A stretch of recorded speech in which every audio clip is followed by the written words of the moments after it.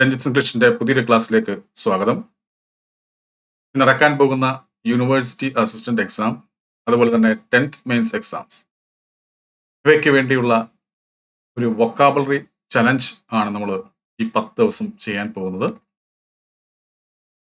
അങ്ങനെ 10-day challenge എന്നുള്ള രീതിയിലാണ് നമ്മൾ ഇത് ആരംഭിക്കുന്നത്. അതിൽ ഡേ 1 ആണ് ഇന്ന് നമ്മൾ നോക്കാൻ പോകുന്നത് വൊക്കാബുലറിയിലെ ഏറ്റവും പ്രധാനപ്പെട്ട ടോപ്പിക്കായ സിനണിംസുമായി ബന്ധപ്പെട്ട കാര്യങ്ങളാണ്. ഓരോ ക്ലാസ്സിലും നമ്മൾ ഓരോ ടോപ്പിക്കാണ് ഒരു മോക്ക് ടെസ്റ്റ് എന്ന രീതിയിൽ നമ്മൾ അവതരിപ്പിക്കുന്നത്. ഇന്ന് നമ്മൾ സിനണിംസുമായി ബന്ധപ്പെട്ട മോക്ക് ടെസ്റ്റ് ആണ്. ഈ ചോദ്യങ്ങൾ എത്ര പേർക്ക് ഫുൾ മാർക്ക് വാങ്ങിക്കുന്ന രീതിയിൽ അറ്റൻഡ് ചെയ്യാൻ പറ്റും എന്നുള്ളതാണ് നമ്മൾ നോക്കുന്നത്. ഇതിന്റെ കട്ട് ഓഫ് എന്ന് പറയുന്നത് 18 മാർക്കാണ്. 18 മാർക്ക് ഈ പറയുന്ന പരീക്ഷയിൽ, ഈ പറയുന്ന മോക്ക് ടെസ്റ്റിൽ നിങ്ങൾക്ക് നേടാൻ കഴിയുകയാണെങ്കിൽ തീർച്ചയായിട്ടും നിങ്ങൾക്ക് വൊക്കാബുലറിയിലെ സിനണിംസ് എന്ന് പറയുന്ന ഭാഗവുമായി ബന്ധപ്പെട്ട് നിങ്ങൾക്ക് ടെൻഷൻ അടിക്കേണ്ട കാര്യമില്ല. വരുന്ന പരീക്ഷയിൽ നിങ്ങൾക്ക് നല്ലതുപോലെ ഈ പറയുന്ന ടോപ്പിക്കിൽ പെർഫോം ചെയ്യാൻ പറ്റും. നമുക്ക് ഫസ്റ്റ് വേർഡ് എന്താണ്? ബിമോൺ എന്നാണ്. ബിമോൺ. എന്താണ് ബിമോൺ എന്ന് പറയുന്ന വാക്കിന്റെ സിനണിം? സൂത്ത് ആണോ, മോക്ക് ആണോ, ഇന്ററപ്റ്റ് ആണോ, ലാമന്റ് ആണോ? നിങ്ങളുടെ ആൻസർ നിങ്ങളെ മനസ്സിൽ കാണുക. നമ്മളോട് തന്നെ അതിന്റെ ആൻസർ പറയുന്നതായിരിക്കും. അങ്ങനെ 20 ചോദ്യങ്ങളുടെ ഉത്തരം നിങ്ങളുടെ മനസ്സിൽ കാണുക.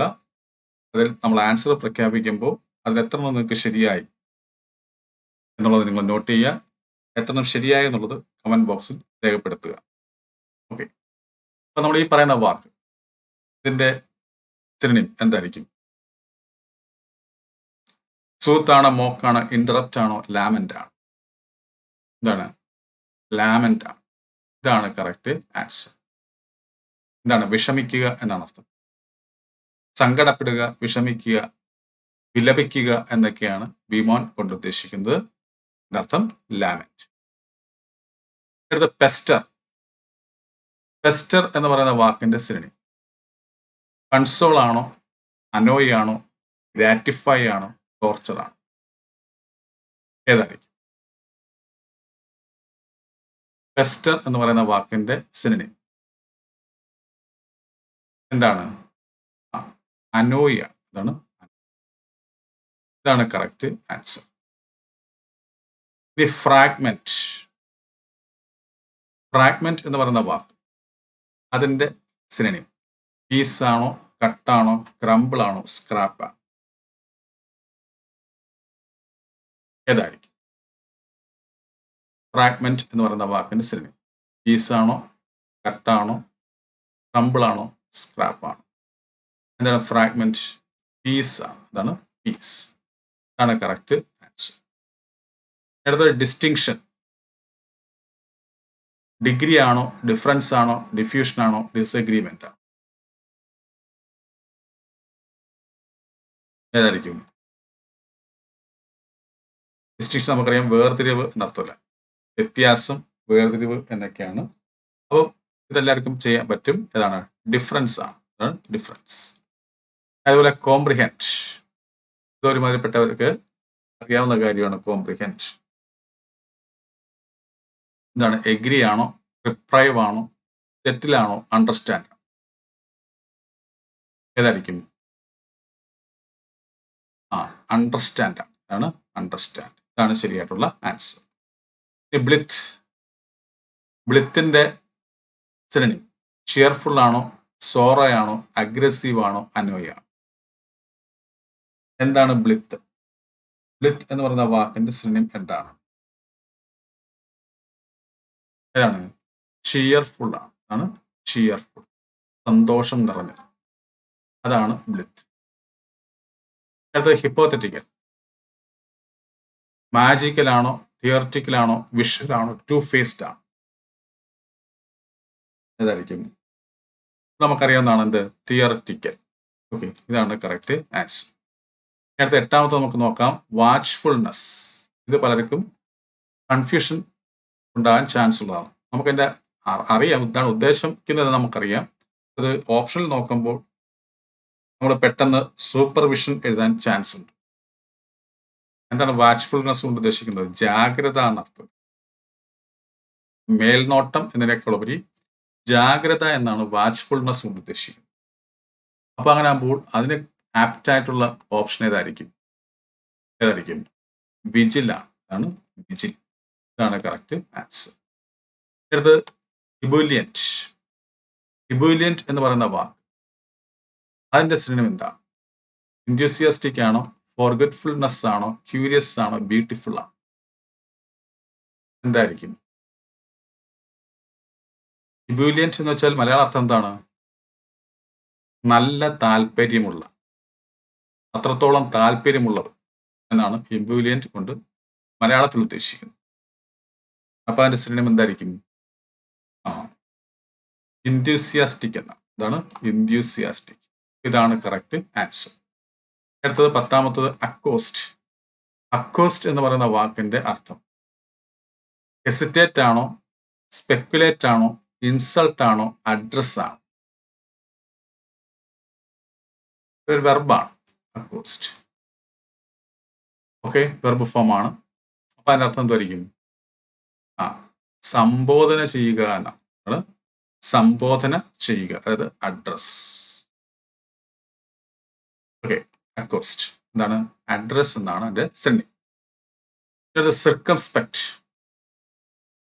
സിർക്കംസ്പെക്ട് എന്ന് പറയുമ്പോൾ വയലൻസ് ആണോ, കെയർഫുൾ ആണോ, ഹേട്രഡ് ആണോ, ഡിസ്പ്ലീസിംഗ് ആണോ?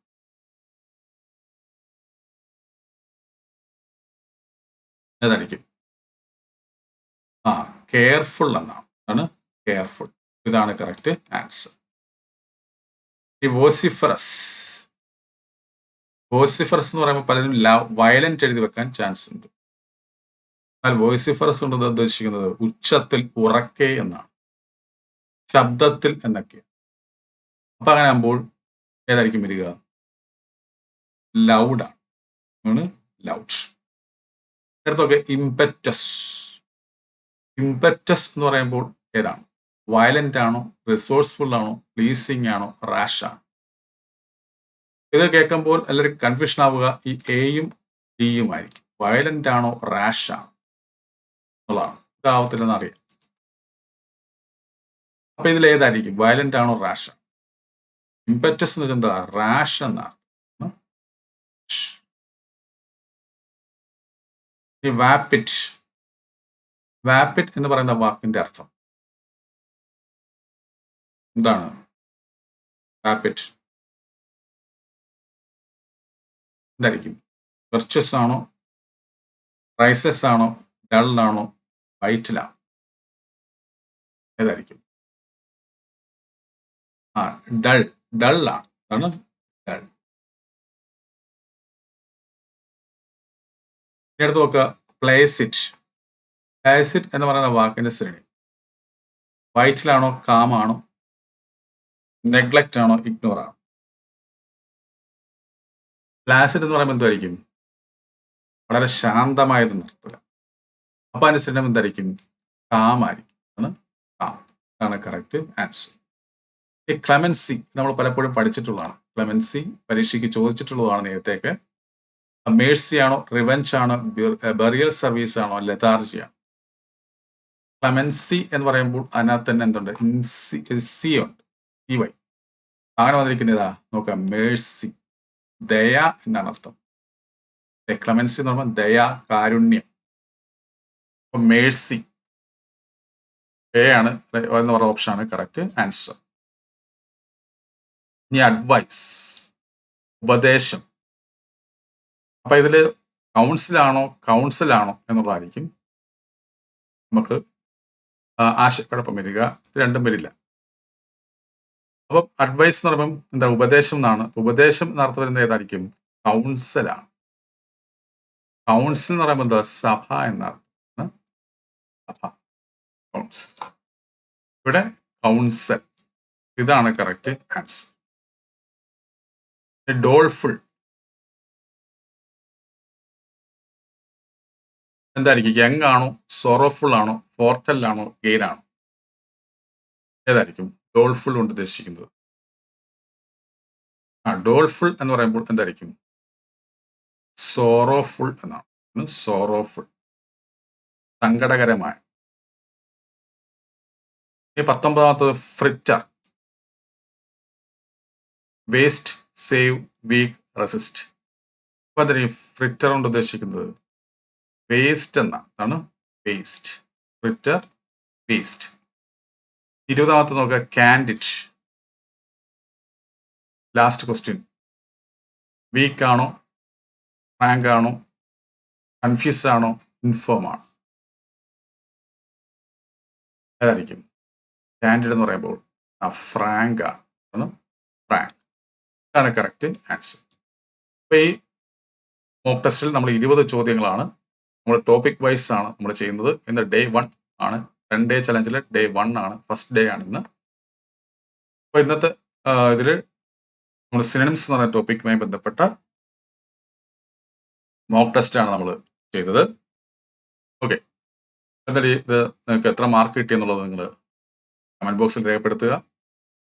എന്തായാലും എല്ലാവർക്കും ഈ വരുന്ന പരീക്ഷയിൽ നല്ല വിജയം കൈവരിക്കാൻ കഴിയട്ടെ എന്ന് ആശംസിച്ചുകൊണ്ട് നിർത്തുന്നു. നന്ദി, നമസ്കാരം.